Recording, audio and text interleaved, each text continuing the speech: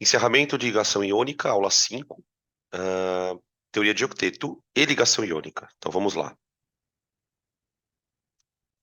Questão número 1. No gráfico abaixo, se observa a energia potencial interatômica, ou seja, entre átomos, em função da distância entre dois átomos de hidrogênio. Então imaginem o seguinte, imaginem um átomo de hidrogênio e um outro átomo de hidrogênio separados a uma certa distância. Dependendo da distância desses átomos, a energia potencial deles vai variar. E o gráfico mostra algumas situações, ó. Essa curva aqui, ó, essa curva que cai, atinge um poço aqui embaixo e sobe de volta, é a energia dos átomos, tá bom? Então, o que a gente percebe olhando para o gráfico, né? Quando os átomos estão muito distantes aqui, ó, distância é grande, a energia é um valor negativo próximo a zero, tá vendo, ó? Aí você fala, nossa, professor, mas que valor baixinho, né? Negativa a energia? Pois é. O que acontece? Conforme os átomos vão se aproximando, essa energia que é negativa, ela vai se tornando cada vez mais negativa, até atingir um valor mínimo. Esse valor mínimo é especial, porque aqui eles estão com a maior estabilidade, tá? Se porventura a gente tentar aproximar demais os átomos, olha o que acontece com a energia. Ela sobe e ela pode chegar a atingir valores, inclusive, positivos, ó. Ou seja, gente, moral da história. Átomo não quer casar, ele quer ficar perto, mas nem tanto. E não tão longe também, né? A ligação, na verdade, não é uma situação onde os átomos estão grudados. Não. Eles estão numa distância ideal. É muito louco a gente perceber essas coisas acontecendo na natureza, né? Por exemplo, para pensar numa situação. Por que a Lua está onde ela está? Por que ela não está um pouquinho mais longe da Terra? Por que ela não está um pouquinho mais próxima? Por que a Terra está onde está?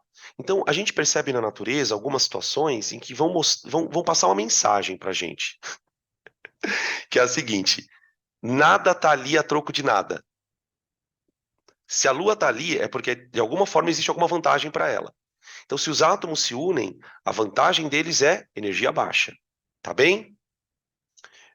Aí vem as perguntas. Qual dos pontos a gente pode chamar de comprimento de ligação? O que é o comprimento de ligação, gente?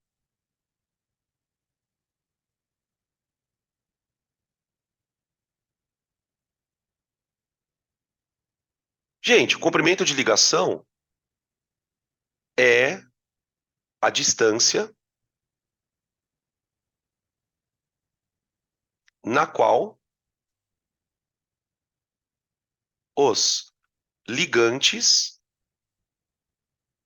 que são os átomos, né, possuem menor energia potencial. Menor valor de energia potencial. Ou seja, né, maior estabilidade.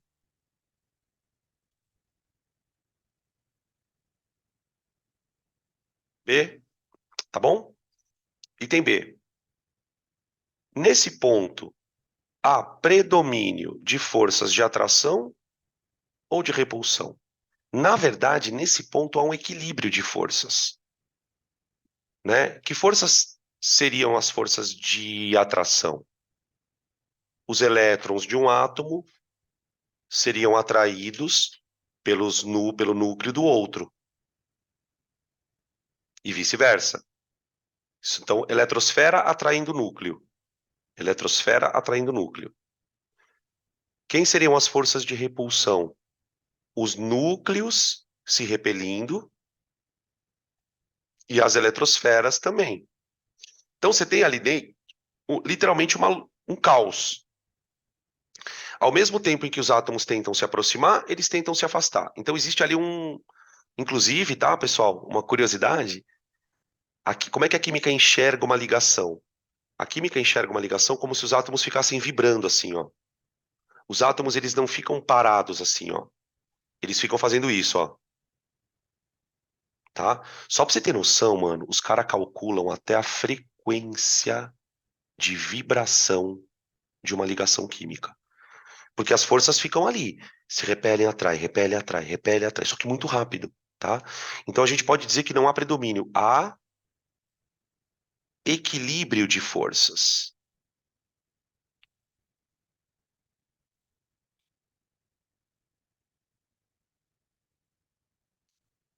De tal maneira que os átomos estão nem se afastando e nem se aproximando, eles estão no equilíbrio. C.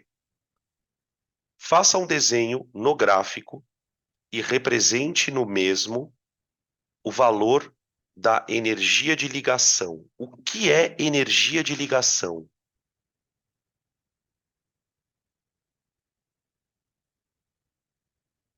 Gente, para pensar o seguinte. Para você separar os átomos, pensa comigo. Você vai ter que sair daqui, ó, e chegar aqui. Ó. A distância, ela vai aumentar à medida que você separa os átomos. Concorda? Sabe qual é o problema? Para separar os átomos, a energia tem que aumentar, não tem? Só que, gente, na natureza nada se perde, nada se cria.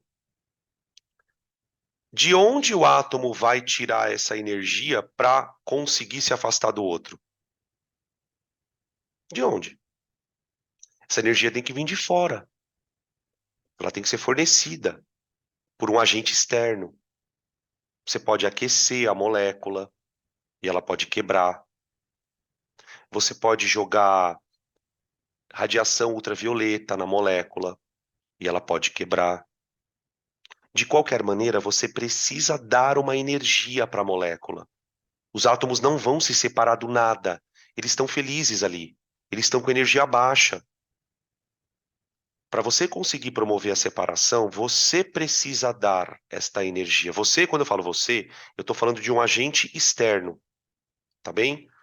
Então, o que é a energia de ligação? É a energia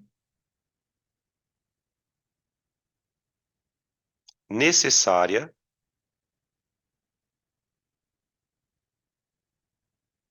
para promover a ruptura de ligações.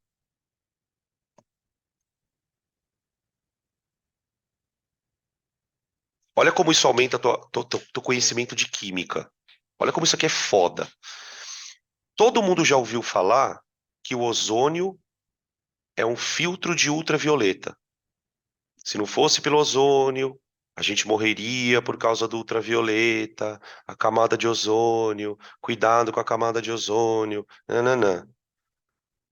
E por falta de base de química, tem aluno que mistura efeito de camada de ozônio com efeito estufa, mistura camada de ozônio com chuva ácida, é um caos. Por que é que o ozônio é um filtro de radiação ultravioleta?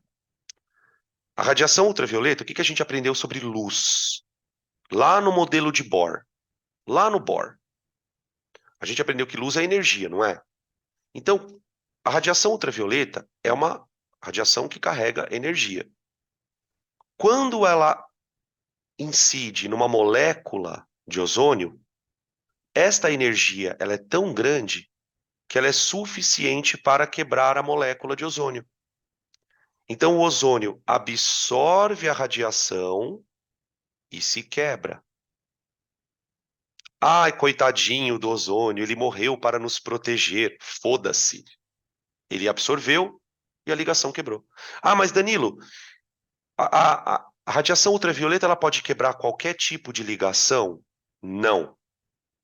Então aí a gente entra numa outra discussão que precisa ser feita, que é a seguinte: Essa energia de ionização é alta? Essa energia de ligação, perdão, ela é alta? Depende da molécula. A gente fez uma discussão na aula anterior, eu não me lembro quem foi que perguntou. Falou assim, Dan, então quer dizer que quando a molécula é estável, significa que você vai precisar de muita energia para quebrar a ligação? Sim. Quanto mais energia você precisar para quebrar essa ligação, mais estável é a molécula. Você tem moléculas que são super estáveis. Quer ver exemplo de molécula que é estável, gente? Molécula de plástico. Por que vocês acham que plástico demora tanto tempo para biodegradar? Porque as ligações dos carbonos, dos hidrogênios dentro da estrutura, elas são extremamente estáveis. Então, para você conseguir romper aquilo, você vai ter que dar muita energia. Então, a natureza não consegue degradar um produto como esse. Então, olha como o nosso conhecimento de química vai expandindo só por causa desse exercício. Quais são as características de um produto biodegradável? Ele não pode ser um produto muito estável. Então, por exemplo, o que você tem na tua casa que demora anos para trocar? Bucha. Bucha é uma coisa que é extremamente ruim para o ambiente, a não ser que seja aquelas bucha natural, tá? Embalagem de leite, embalagem de manteiga, essas coisas todas. Tanto é que, por exemplo, embalagem de manteiga é uma coisa que eu uso aqui em casa para guardar coisa. A manteiga acabou, você pega a embalagem, lava ela, por quê? Porque aquilo é estável pra caramba, tá? Então, perguntando aqui, Dan, estabilidade tem a ver com força da ligação? Tem, por quê? Pensa, se a ligação é forte, você precisa de muita energia para quebrar ela. Então, a molécula tende a ser estável. Então, eu posso dizer, por exemplo, que uma ligação fraca, ela precisa de menos energia para ser rompida. Por isso que ela é fraca. É fácil romper ela. Eu sempre vou precisar de energia, tá? Só que a diferença vai ser quanto de energia. E aqui tem um tema muito importante, tá, gente? Que é essa energia tem nome. Ela se chama entalpia de ligação. Entalpia. A gente vai usar essa energia depois lá na frente para calcular ΔH de reação, para reação endotérmica, reação exotérmica, tá bem? Beleza? Próxima questão, podem tirar print, por favor.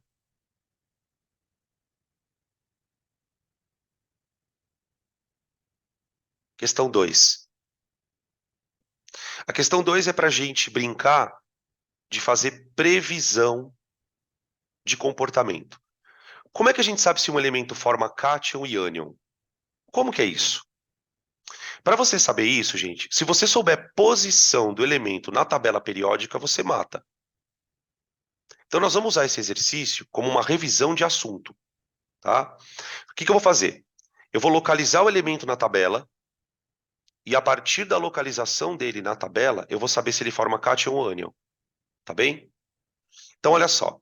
Item A. Preveja o comportamento do enxofre diante de uma ligação iônica.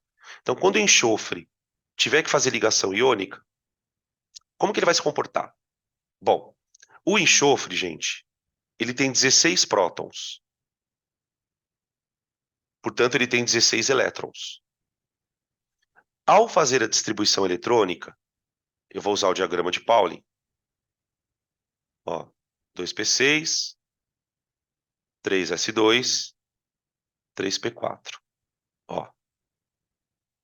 A camada de valência dele, ela é do tipo S2P4, tá?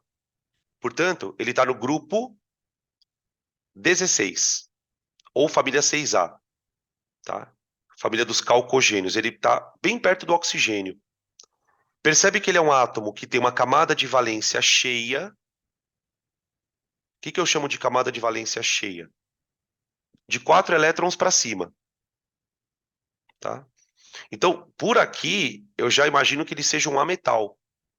Ele é um ametal.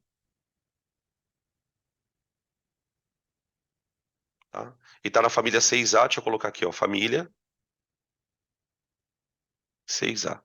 Gente, elemento que está com camada de valência cheia, a tendência dele é, para ficar que nem gás nobre, ele vai receber 2 elétrons para completar a camada. Então, quando o enxofre faz ligação iônica, ele vai aparecer com carga 2 menos. 2 menos. Esse é o comportamento do enxofre, tá? Para o bromo, o comportamento é parecido. Bromo. O bromo, se não me engano, gente, o número atômico dele é 35. Eu acho que é 35. Tá? Pela distribuição eletrônica, ó. 1s2, 2s2, 2p6, 3s2, 3p6, 4s2, opa, 4s2. Já deu 20, né? Deixa eu ver, 10, 20, tá. 4s2, 3d10, 3d10, 4p5. 4p5, tá? Essa é a distribuição das energias, né? Dos elétrons. Quais são os elétrons mais externos? Qual é a camada de valência do bromo? 4s2, 4p, opa,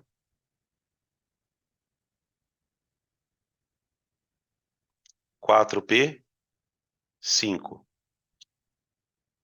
tá? Ele é da família 7A, quase perto do gás nobre. Tá no quarto período, né? Ó, camada de valência cheia, gente. Camada de valência cheia. Camada de valência cheia, a tendência dele é completar ela, a metal. Vai receber um elétronzinho miserável, tá? Para formar o íon 1-. Então, íon Br 1-, tá? Aqui eu peguei 2 exemplos de ametais, tá, gente? Para metal, para comportamento de cátion, né? Você vai esvaziar a camada de valência. Ah, então, sei lá, o elemento tem 2 elétrons na camada de valência. Você esvazia. Então, ele fica mais 2. Ah, se o elemento tem 3 elétrons, você esvazia. Aí ele fica mais 3. É tipo, é bem padrãozinho, tá? Beleza? Podem tirar print.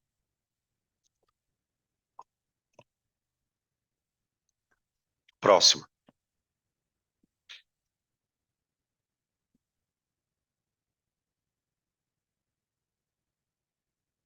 Perguntinhas de conceito. Em relação aos compostos iônicos, responda os itens abaixo. A. Por que os compostos iônicos são condutores de corrente elétrica no estado líquido e maus condutores no sólido? Isso tem a ver com a separação de íon, né, gente? Isso tem a ver com separação de íon.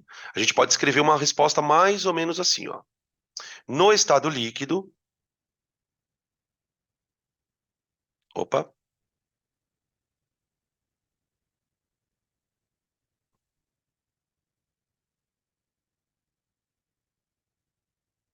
no estado líquido, os íons encontram-se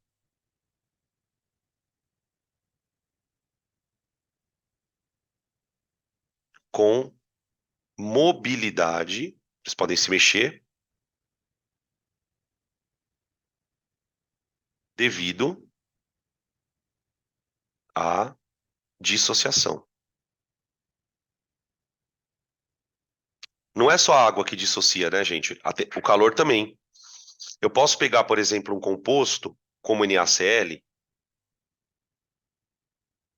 e ao invés de jogar na água, eu aqueço. Olha como é que você representa aquecimento. Tá? Só que, só que com aquecimento, né, você vai ter que dar muita energia, porque a ligação é forte. A ligação iônica é forte. A gente estava falando sobre isso agora há pouco. Então, eu escrevo assim, ó. Na+, líquido, mais Cl- líquido, tá? Veja que a equação, ela só não mostra água, né? Porque você não está jogando na água. Porque, aí tem B. Por que que um cristal iônico é eletricamente neutro, se ele tem cargas? A gente falou sobre isso também. Por que que um cristal iônico é neutro, sendo que ele tem cargas? Porque essas cargas se formaram como, gente? Não foi por transferência de elétrons? Se eu te dou um, eu fico mais um, você fica menos um. Então, na verdade, por que que a soma das cargas dá zero? Porque o processo de carga, de aquisição de carga, tem a ver com transferência de elétrons. Então, eu vou escrever mais ou menos assim, ó. A formação dos íons,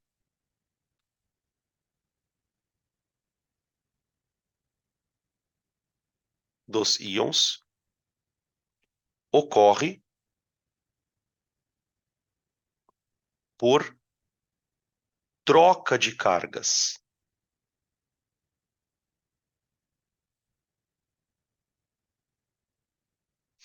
vírgula. Porém, vírgula.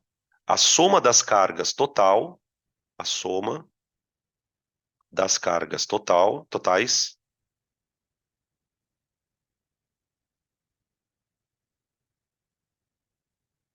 vale zero. Por que que vale zero, professor? Porque não desapareceu carga nenhuma. Nem apareceu. Uma parte perdeu, essa parte fica positiva, que é o cátion. A outra parte ganhou, é o ânion. E a soma dá zero. Tá? Item C. Como é que eu explico a condutibilidade elétrica em soluções aquosas? A explicação é a mesma que eu dou. A item C, perdão. Item C. A explicação é a mesma que eu dei para o item A, gente. Por que que na solução aquosa o composto iônico conduz? Em solução aquosa ele encontra-se dissociado. Em soluções aquosas,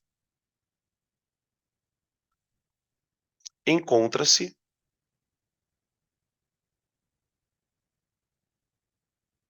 dissociado.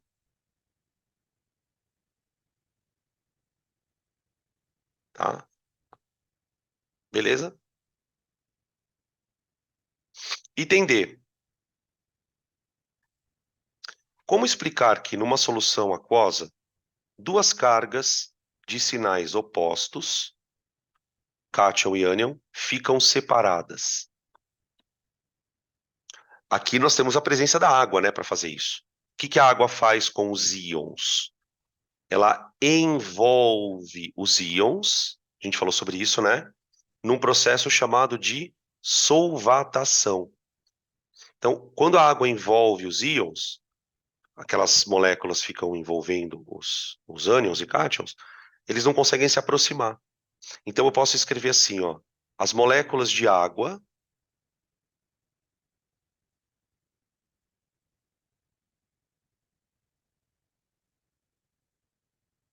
solvatam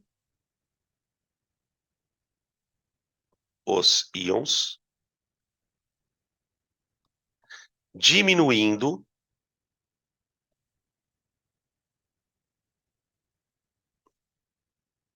a força de atração entre eles.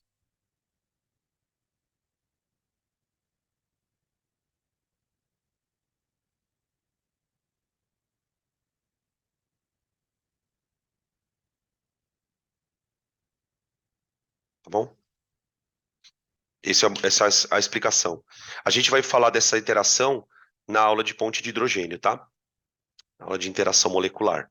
Então, isso vai ser explicado. O nome da interação que faz as moléculas ficarem solvatando, né? Os íons. O nome da interação é interação íon-dipolo. Dipolo, tá? Eu vou até colocar essa informação aqui, ó. Essa solvatação acontece por conta de uma interação íon-dipolo, tá bom? Pronto, agora tá completinho.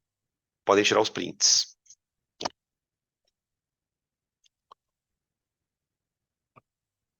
Próxima.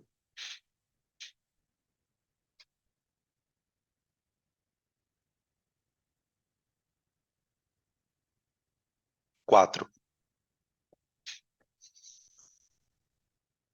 Consulte a tabela de cátions e ânions e escreva as fórmulas e nomes dos compostos resultantes da união dos íons. Então aqui é um testezinho para ver o que vocês lembram de íon. Coloquei alguns íons bem simples, tá? Nada muito complexo, para a gente já ir fazendo esse exercício. Tá? Então vamos. Ó. Opa, perdão. Perdão, gente. Primeiro item é sódio e flúor. Sódio, família 1A, carga mais 1. Flúor, carga menos 1. Então o composto fica NaF, cátion primeiro, ânion depois, e o nome fluoreto, né?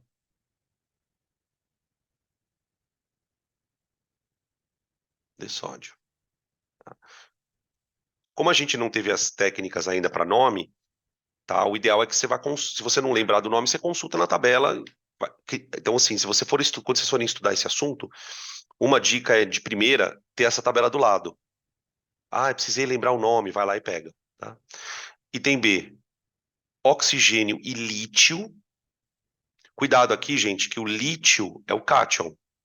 O lítio tem carga mais 1 e o oxigênio tem carga menos 2, certo? Então, pro lítio e pro oxigênio, vai ficar Li2O. Olha lá. Tá? Duas cargas positivas, mais 1, né? Para zerar a carga negativa. Esse aqui é o óxido de lítio. Óxido de lítio. Lítio. Tá aí. Depois ele pede bário. Bário tem carga 2 mais.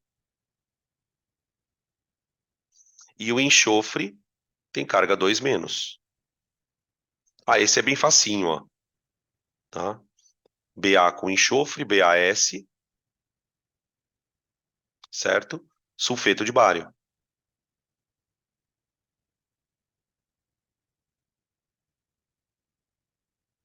De bário. Tá? Uma coisa que a gente já dá pra perceber, ó. Que é um padrão, tá, gente? Percebe que o ânion sulfeto, ele não tem oxigênio. Tá vendo? Assim como o ânion fluoreto, também não tem. Fica uma dica, tá? É uma dica. Toda vez que o ânion não tiver oxigênio, assim, ó, a terminação dele é eto, ó. Eto e eto, ó. Tá? Então, por exemplo, no item D, eu tenho alumínio, que é o cátion, metal, e o cloro, um menos. Olha lá. É o cloreto, olha lá. Tá? Para as cargas se equilibrarem, eu vou pegar um alumínio e vou ligar com 3 cloros, ó. 3. Então vai ficar cloreto de alumínio.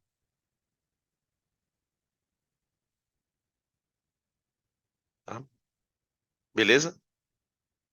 E aí o último dos itens, ele quer que eu ligue alumínio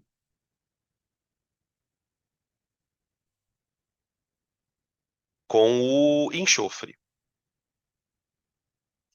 Olha lá. Aqui é o mais chatinho para acertar as cargas, né? Eu vou precisar de 3 enxofres, 3 desse aqui, ó, e 2 desse aqui, ó. Vai ficar assim, ó, Al2 cada alumínio tendo carga mais 3, né? S3. Olha lá. Tá? Olha lá o eto de novo, aparecendo eto. De novo, eto. Sulfeto de alumínio. Tá aí. Beleza? Podem tirar print.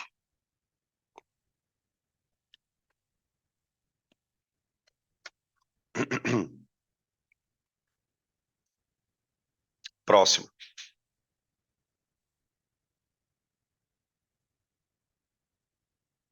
Questão número 5.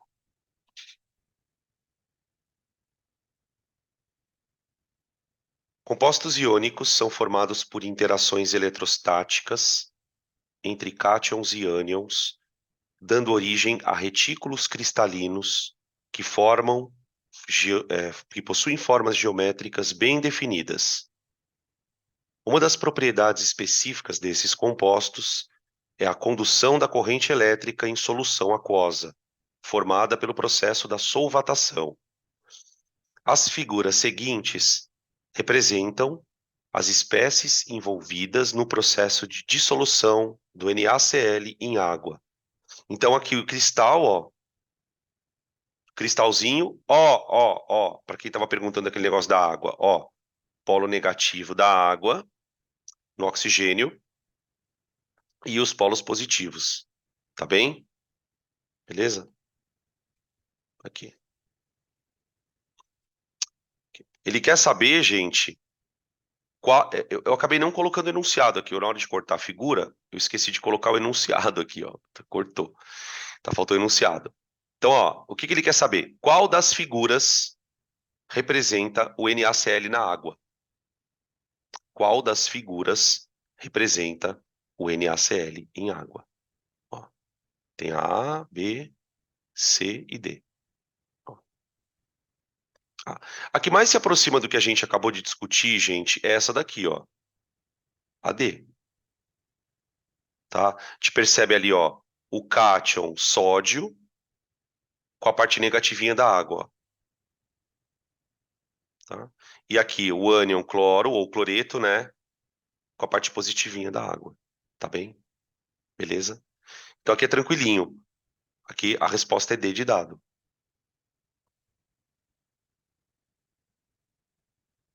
D de dado. Tá? Próxima.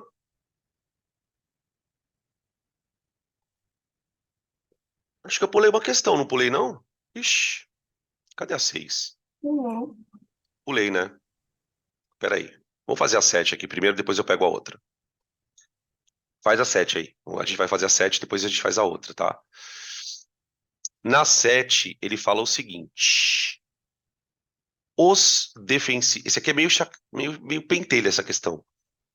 Os defensivos agrícolas são empregados nos setores de produção, armazenagem e beneficiamento de produtos na agricultura. Sua função é impedir a proliferação de micro-organismos que deterioram os produtos. Dentre os seguintes compostos usados como defensivos agrícolas, assinale aquele que contém ligação iônica na estrutura. Então ele colocou aqui um monte de fórmula e ele quer que a gente procure ligação iônica.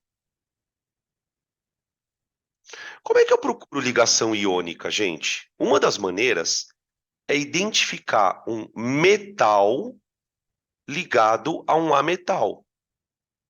Então, o convite que eu faço aqui para vocês é olhar e tentar achar aqui uma ligação entre metal e ametal. Por quê? Na ligação metal e ametal, você vai ter a transferência de elétrons. Você vai ter a transferência de elétrons, tá certo? Tá bom? Gente, a única estrutura onde eu enxergo metal é a A. Olha aqui, ó. Ó o nosso queridão aqui, ó. Escondidinho, ó. Vendo? Tá? Para quem não lembra, esses tracinhos aqui, ó, eles representam ligações covalentes. A ligação iônica nós não representamos com traços, tá bem? A gente vai falar sobre ela evidentemente na próxima semana, tá? Então, o único composto que tem ligação iônica é esse aqui, ó. Isso aqui é um sal. Isso aqui é um sal, tá? Os outros são compostos não iônicos, ó. Isso aqui é um composto molecular, tá? Esses anéisinhos aqui são as cadeias carbônicas, né? Tá? Que a gente vai discutir na parte de orgânica também, tá bom? Então, a alternativa da questão 7 é a de... Ahá, tá bom? Beleza? Vamos fazer a questão número 6 aqui, gente. Peraí. Espera só um pouquinho. Pronto, agora voltamos à questão 6. Na questão 6, a gente vai fazer isso pela primeira vez juntos aqui. Depois a gente vai fazer mais vezes na aula de sais. Ele me deu o nome de alguns sais e pede para que nós escrevamos a equação da dissociação, a separação dos íons, tá? Como é a primeira vez que a gente está fazendo, eu escrevi aqui um adendo. Caso seja necessário, consulte a tabela de cargas. O que significa isso? Por enquanto não é obrigado, vocês não são obrigados a saberem essas cargas. Vocês estão começando a estudar, tá bom? Então, não se atenham muito à fórmula em si. Se você não souber a fórmula, não tem problema, tá? Sulfato de ferro 2, gente. FeSO4. Tá? O ferro é 2 e o sulfato é menos 2. Então, em água, eu tenho Fe2+, assim, ó, pode colocar o aqui do lado, mais SO4, 2-. Se você não quiser colocar água em cima da setinha, não tem problema. Mas precisa colocar o aqui do lado, tá bom? Aqui, ó, para dizer tá dissolvido. B. Sulfeto. Olha que chato isso, gente. Para quem não sabe, é bem chato isso, ó. Olha a diferença do sulfato para o sulfeto. O sulfeto, ele tem carga -2. A gente fez o exercício com enxofre agora há pouco, né? E o cálcio também. Então fica Ca2+, mais S2-. Tá? E tem C. Sulfeto de amônio. Ó, o amônio é aquele cátion especial. Ó, tá vendo? Então eu vou soltar 2 amônios. Isso é uma coisa que a física não tem, né? Essa coisa de ficar repetindo coisa. Não tem muita coisa de repetição. Tem exercício, né? Isso eu confesso pra vocês que eu acho meio sacal na química. Essa coisa de ficar sabendo o nome, puta, é meio desagradável. Tá? E o último sal aqui é o nitrato de chumbo 2. Ah, o chumbo ele tem 2 cargas, ó. Isso aqui é o nitrato de chumbo 2, ó. Tá, o chumbo mais 2. O nitrato é -1. -1. Então, no exercício, a gente usou os íons. Além dos cátions, né? Eu usei sulfato, sulfeto, 2 vezes eu usei, e nitrato, né? Tá? Então aqui fica Pb, 2+, mais 2 nitratos, ó lá. 2 nitratos, tá?